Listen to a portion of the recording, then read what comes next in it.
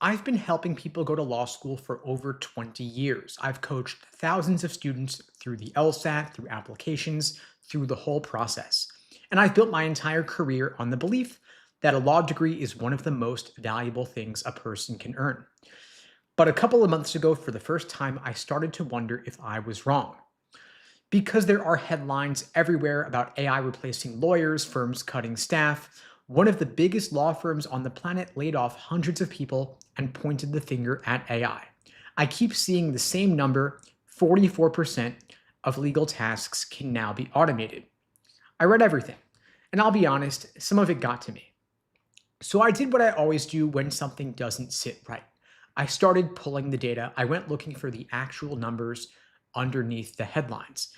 And what I found didn't just calm me down, it made me realize that the people pushing this story are missing something enormous, something that changes everything about how you should think about a career in law. But before I show you what I found, let me give the AI doomer argument its best shot, because it deserves one. I want to steel man their case. AI can do legal research in seconds, not minutes, but seconds. Work that used to take a first year associate an entire day, pulling case law, finding statutes, identifying precedent across jurisdictions, AI does it in seconds. And the output is actually pretty decent. It's good enough that a senior attorney can work from it right away. Take document review, for example. This is the one that scares people the most. A commercial litigation case, 10,000 documents that need to be sorted for relevance and privilege. That used to eat up a team of junior associates for 2 to 3 weeks. AI can scan it, flag what matters, sort by category in just a couple of hours. Then look at contract drafting. You hand AI a term sheet and it gives you a first draft that's 80% of the way there. I'm not saying it's final or ready to sign, but a starting point that used to cost a client 8 to 10 hours of billable time at $500 an hour now takes 20 minutes. AI has also scored in the 90th percentile on the bar exam. So it not only passed, but scored in the 90th percentile. And so when you stack all that up, the conclusion seems obvious. If AI can do nearly half of all legal tasks, then you need fewer lawyers. Supply exceeds demand. Law school is a bad investment, therefore don't go.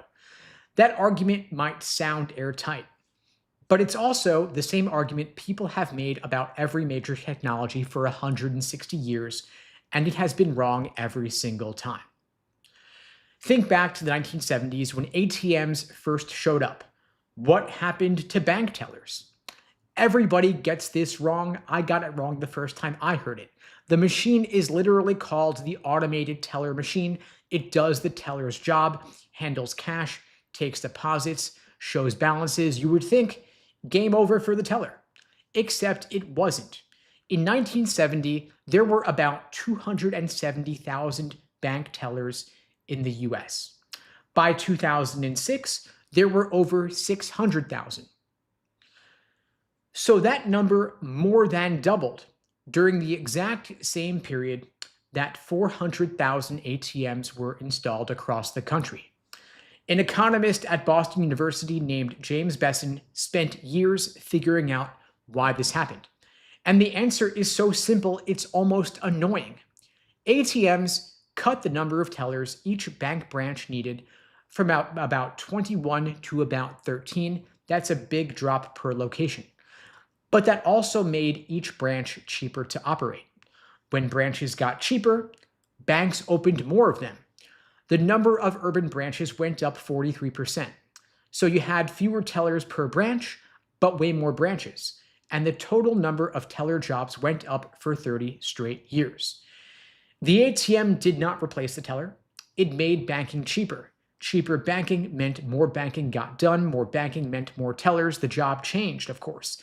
Less counting cash, more advising clients, more relationship work. But we ended up with more people employed, not fewer. Now, economists have a name for this pattern. It's called the Jevons paradox. Goes back to the 1860s. Steam engines got more efficient, and everybody predicted England would burn less coal. But it turned out the opposite happened. Coal consumption went through the roof, because when the cost of energy dropped, 1,000 new uses became viable. Every time the cost of doing something becomes cheaper, People don't do the same amount for less money, they do way more of it. And before you said, well, that's just banking, law is different, this actually already happened in law once before. In the late 1990s, law firms started using electronic discovery software to automate doc review in litigation. That was nearly 30 years ago. And the prediction back then was obvious: we would need fewer paralegals. Everybody said that. But it turned out the opposite happened. The number of paralegals went up. Same pattern, same result in the legal profession specifically. And so the question isn't whether this pattern will repeat with AI and law. It repeats every single time.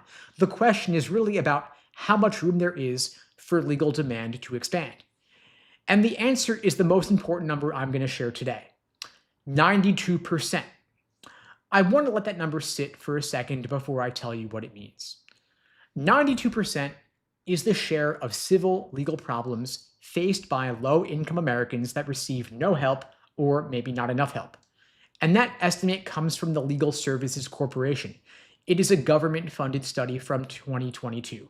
They surveyed over 500,000 households. 9 out of 10 civil legal problems in the wealthiest country on earth go unresolved. And it's not just low-income people. The middle class has their own version of this: small businesses, startups, freelancers, regular people who get into disputes they can't afford to fight. The US ranks 112th out of 143 countries on access to civil justice. We've dropped more than 40 spots in the last decade alone. Almost 50 million Americans fall into this gap every single year. Now imagine that you run a small business. A client owes you for $30,000. You have the signed contract, you have every email, you're in the right, there is no ambiguity. So you go to your lawyer and you ask what it would cost to sue. She says $50,000 minimum, could go higher. So you eat the cost. You absorb a $30,000 loss. That's money you earned, money that you are owed, because the system that's supposed to protect you costs more than what was stolen from you. So you got robbed twice, once by the client and once by the system. Or imagine, for example, you just came back from maternity leave. It's your first week back. Your manager calls you in and says your position has been eliminated. It's due to restructuring, nothing personal. Now, of course, everyone on your team knows what actually happened, and you know what actually happened. So you call an employment attorney that night. It's going to cost you $20,000 to $40,000 to fight it with no guarantee. Could drag on for 2 years, and you've got a newborn now. You need a paycheck right now. And so you know that something wrong was done to you, but you can't afford to do anything about it. Or imagine that you are a startup founder. You're moving fast, signing vendor agreements, partnership deals, licensing contracts. Every one of those should get legal review, but at $500 an hour, you're looking at $2,000 to $3,000 per contract, and you're signing dozens of them. The math doesn't work, and so you just skim the contracts and sign them and hope nothing blows up.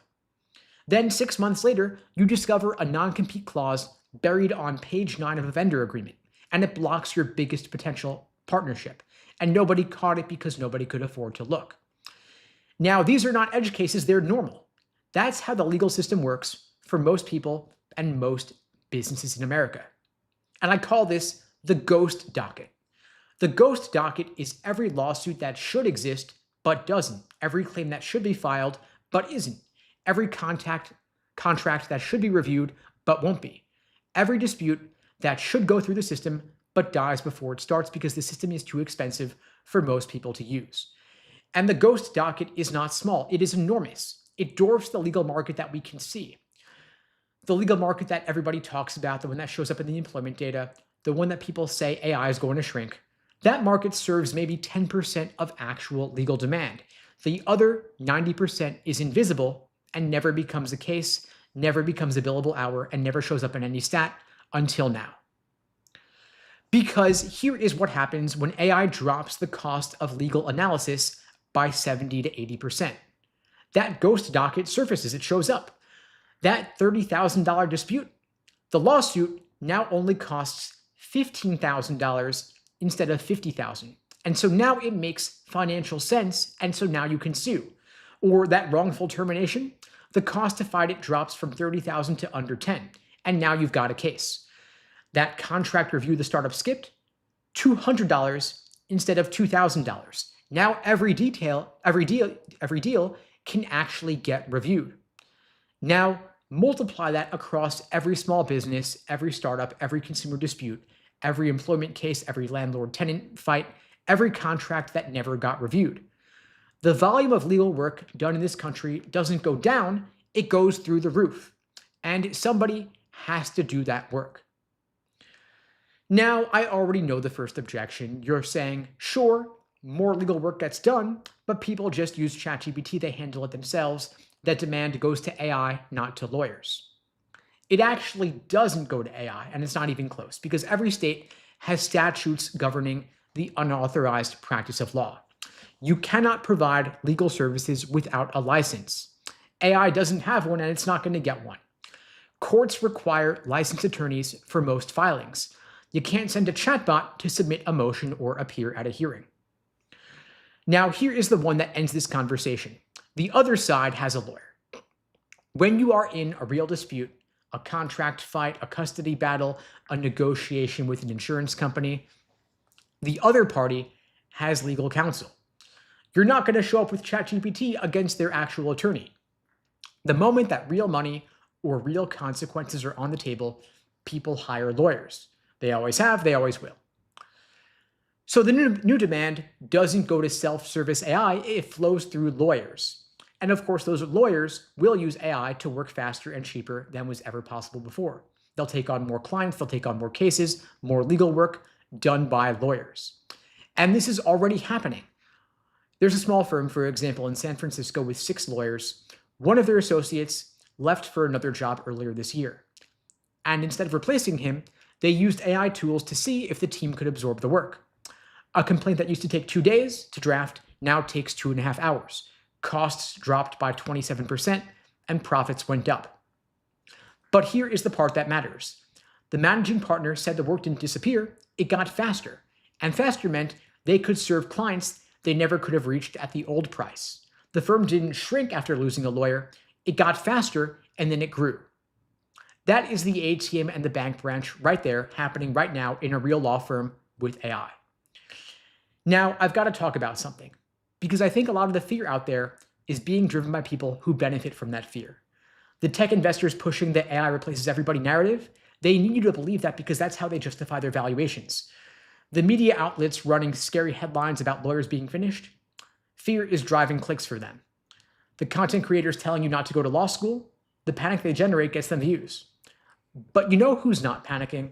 The people who actually practice law. Go actually read what working attorneys say about AI. They say it's a tool, and it's a good one. It makes them work faster, and they can't imagine going back. They're working more hours than before, not fewer. So that is the Jevons paradox in real time. The tool makes each unit of work cheaper, so you take on more work. You say yes to things you used to turn down. You serve clients you would have in the past sent away. AI doesn't make lawyers idle, it makes them more ambitious. Now, I want to talk about the headlines covering those layoffs, because I know a lot of you saw those, and that's when the panic really started. In February, Baker McKenzie, one of the 10 biggest law firms in the world, cut about 700 jobs, and they cited AI as a factor. Every comment section lit up saying it's happening, lawyers are done. But the headlines didn't tell you that those 700 positions were not lawyers. They were support staff, IT, marketing, admin, secretaries. And when staffing experts talked to the ABA Journal about it, they called AI the convenient excuse. The real drivers were overhiring and restructuring. A Wharton professor said it flat out, companies are saying AI takes over these jobs, but it hasn't actually happened yet. Baker McKenzie did not lay off 700 lawyers because of AI. They cut support staff because they binged on headcount during COVID and had to fix their books. They blamed the robots because it sounded better than saying, we lost discipline during COVID and now we're cleaning up the mess. That's not the future of law, it's a hangover from 2021. Now, the question I know a lot of you are thinking about more than anything else is what happens to junior associates, first-year associates, because that's where the doomer argument sounds the most convincing. Now, the work that new associates do, like doc review, research memos, due diligence, first drafts, that is exactly the work that AI does handle pretty well. And so if AI handles that work, what's left for the junior lawyer? Now, I want to walk you through what actually happens here because the vague version of this doesn't help anybody. The old model was for a first-year associate at a mid-sized firm. They get staffed on a commercial litigation case. They spend 60 hours over 2 weeks reviewing 10,000 documents for relevance and privilege. That's one case, 2 years of their life, maybe 15,000 billed. Under the new model, the same associate uses AI to run the initial document sort in 4 hours. Then they spend the rest of the day reviewing the AI's output, flagging the edge cases, pulling the key documents for the senior partner, and drafting the memo. What used to take 2 weeks now takes 2 days. Now, of course, they're not going home for the next 12 days. They are moving on to the next case and the next one and the one after that. The old model, the associate handles 3 or 4 active matters at a time. Under the new model, they're running 8 to 12. More cases, more fact patterns, more legal issues, more client contact, more strategic thinking, more real lawyering earlier in their career. And here's something nobody talks about. That associate in the new model, they learn more in their first 6 months than the old model associate learned in 2 years, because they see more cases, more types of disputes, more judges, more strategies. They develop judgment faster because they're exposed to more of the profession in less time. So the junior lawyer job didn't disappear. It gets better and faster and more interesting. And there are more of those jobs, not fewer, because remember what's happening here. The ghost docket is surfacing. All those cases that could not exist before because the economics didn't work, now they're coming online and somebody has to staff them. Now the firms that see this coming are going to hire. The firms that don't see it are going to cut their headcount, watch their competitors absorb the new demand, and they're going to wonder what happened. So everybody looking at this is measuring the wrong thing. They look at the current legal market, a market that leaves 92% of civil legal need on the table, and they ask whether AI is going to make it smaller. And that is the wrong question. The right question is what happens when the 90% that's been priced out can finally get in. The people telling you to avoid law school have never looked at the ghost docket. They don't know it exists. They're staring at the legal profession as it exists today, and they're projecting forward. But today's legal market is a fraction of the real market. It's a tiny sliver. The rest has been invisible for so long that nobody knew it was there. And the people who are loudest about the doom story, they're the ones who profit from it, the investors, the media, the creators, not those doing the work. Now, every pre-law student right now is hearing a story that has been wrong every single time it's been told. Wrong about coal and steam engines, wrong about ATMs and bank tellers, wrong about e-discovery and paralegals, wrong about spreadsheets and accountants. And it's also wrong about AI and lawyers. This pattern is 160 years old. Cost goes down, demand goes up, more work gets done, more people are needed to do it. The work changes, the jobs get better, and the people who panicked and walked away missed the biggest expansion of the profession in their lifetime. Now, almost 50 million people in this country fall into the justice gap every year. People who get evicted with nobody in their corner. People who lose custody fights they should have won. People who get fired illegally and sit at their kitchen tables knowing something wrong was done to them, knowing they can't do a thing about it, not because they don't have a case, but because they can't afford one. The ghost docket is real, it's been growing for decades, and AI is the first thing in the history of this profession that's going to crack it open. The question was never whether lawyers were going to be replaced. The question is whether we're going to have enough of them. Now, if you're looking to enter the legal profession, this might be the best time ever, and I'm here to help you out. If you're looking for support with your LSAT prep, looking to get into better law schools, get more scholarship money, I'm happy to help you out. I'm offering free LSAT tutoring for everybody watching this now or later.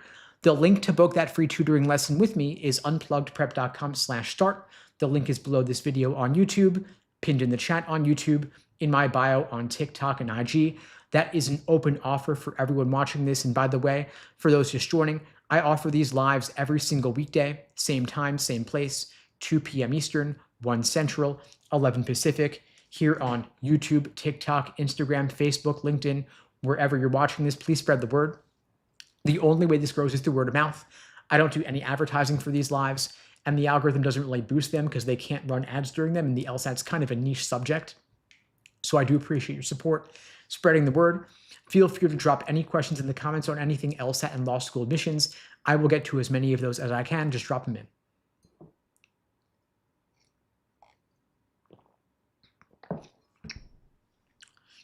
I see Deville is asking, what are some good books to read before the LSAT?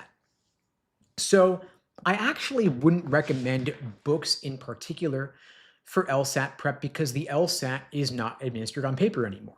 The LSAT is now online. It's been online on the computer or tablet for about 7 years now. It was on a tablet in 2019. They moved it onto the computer at the start of the pandemic. And of course, they haven't really looked back from that. And the LSAT's changed a lot over the years. And so a lot of your prep books out there are going to be outdated.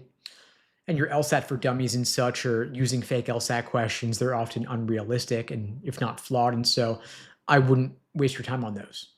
I would get the real, actual official LSAT practice tests on the LSAC LawHub platform. You get 4 of those for free with a free lsac.org account. The rest you get with a LawHub subscription, well worth the investment. Of course, the practice tests on LawHub, most of them do not include explanations. And so I would recommend getting some additional support, maybe a course, maybe some coaching, maybe a class. We offer all of the above at LSAT Unplugged. We offer private customized coaching programs, on-demand courses, small group coaching, personalized study plans. If you want to talk through what your plan could look like, you can book a free LSAT lesson with me personally at unpluggedprep.com/start. Again, the link is below the video on YouTube, pinned in the chat on YouTube, in my bio on TikTok and IG as well. I see Mickey or Mikey's asking, does a graduate degree GPA count when you're applying? Sadly, no. I mean, they'll see it for context, but not in a hard numbers sense. For law school admission purposes, only your undergraduate GPA is considered. Grad school GPA is not factored into the calculations, in part because not everybody has a grad school GPA and because grad school GPAs are often higher anyway because you're specializing more there. And so it's the undergraduate GPA that really matters. And so, of course, if it's not what you would have liked it to be, if it's lower than you were hoping for, the best thing you could do at this stage is get a higher LSAT score to compensate.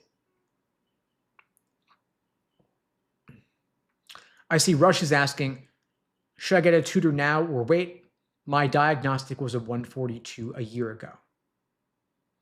Well, I would first want you to get a more recent data point to get a better indication of where you currently stand. A 142 a year ago might look very different now.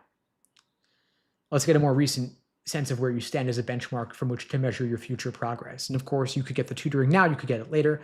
I typically recommend front-loading the support, getting it sooner, because that way you can implement the changes and level up the efficiency of your studying going forward. So hypothetically, if you were only going to do a couple hours of tutoring, I would use them now to set the stage for a stronger foundation to make all your studying in the future that much better.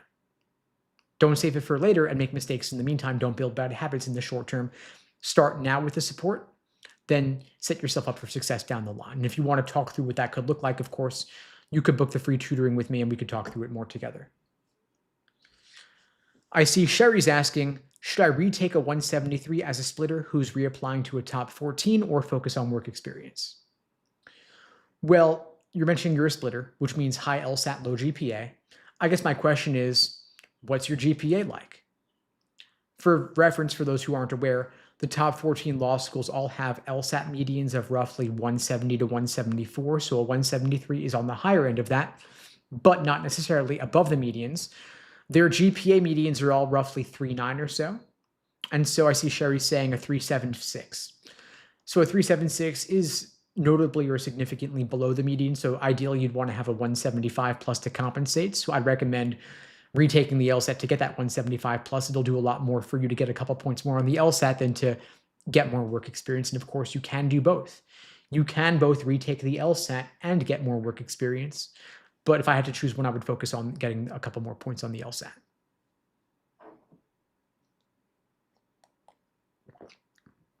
I see Ray Antoinette saying, I want to apply for UCI 2027. I feel lost though. Okay, so you want to start law school in 2027. That means you're applying ideally in fall 2026, about 5 months or so from now if you're applying at the beginning of the cycle. That's plenty of time to take the LSAT if you're ready for it. I mean, you could take the LSAT in August or September and apply when applications open or soon after that.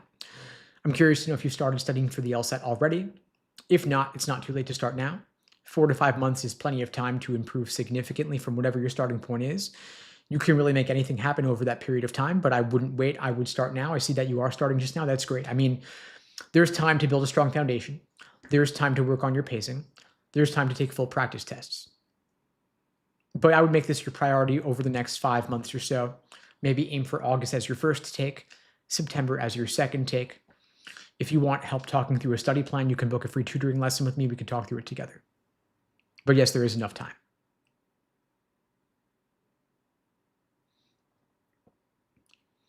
I see a question asking, I'm a current freshman at Fordham. What's your advice to somebody who wants to go to a top 10 law school as a poli-sci minor?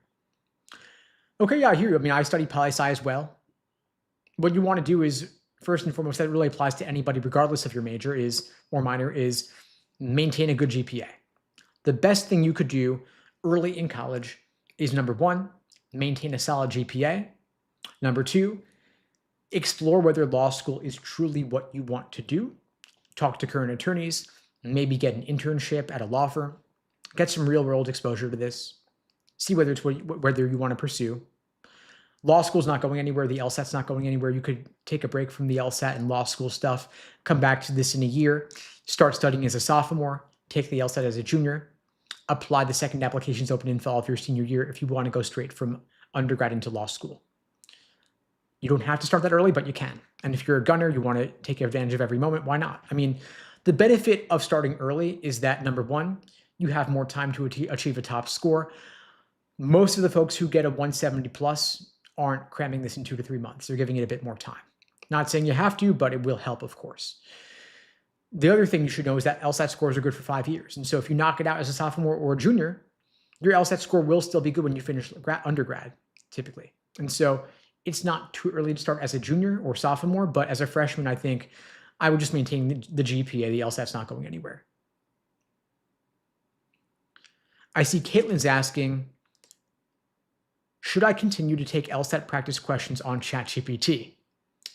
No, definitely not. And I would have never recommended you start doing that in the first place. First of all, because ChatGPT is not great at the LSAT. It's pretty good, but not perfect, and it makes mistakes sometimes, and you don't know when it's making a mistake. So why take the risk? There are approximately 8,000 official LSAT questions on the LSAC LawHub platform in dozens of real actual practice tests.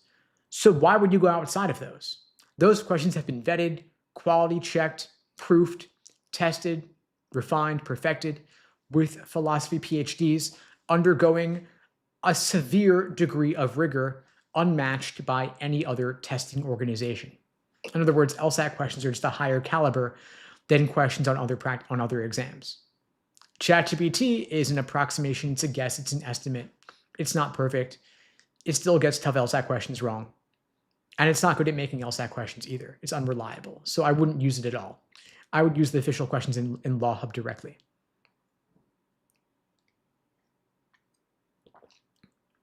Parker's asking, can you go to law school if you studied finance? Yeah, you can.